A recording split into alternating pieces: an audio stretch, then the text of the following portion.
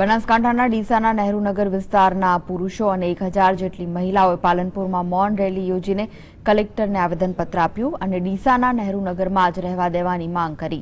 આ વિસ્તારના રહીશોએ સરકાર દ્વારા તેમના વિસ્તારમાં રાજીવ ગાંધી આવાસ યોજના હેઠળ મકાનો બનાવવાનું આયોજન કરવામાં આવતા સરકારી ઓથોરિટી દ્વારા તેમને ગેરકાયદેસર કબજો હટાવવા જણાવ્યું છે।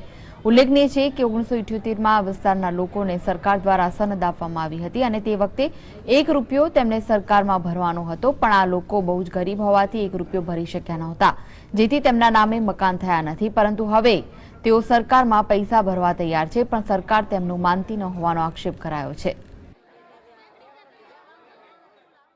અને વર્ષોથી વારંવાર માંગણી કરે છે કે અમે રૂપિયો ભરવા તૈયાર છીએ, પરંતુ સરકાર એમનું સાંભળતી નથી।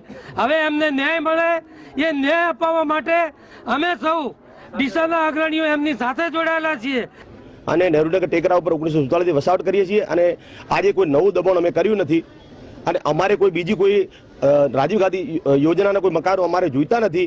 જે જગ્યા ઉપર અમે રહીએ છીએ એ જ જગ્યા અમને રેગ્યુલર સરકાર કરી આપે એટલું જ અમારે એમને વિનંતી છે।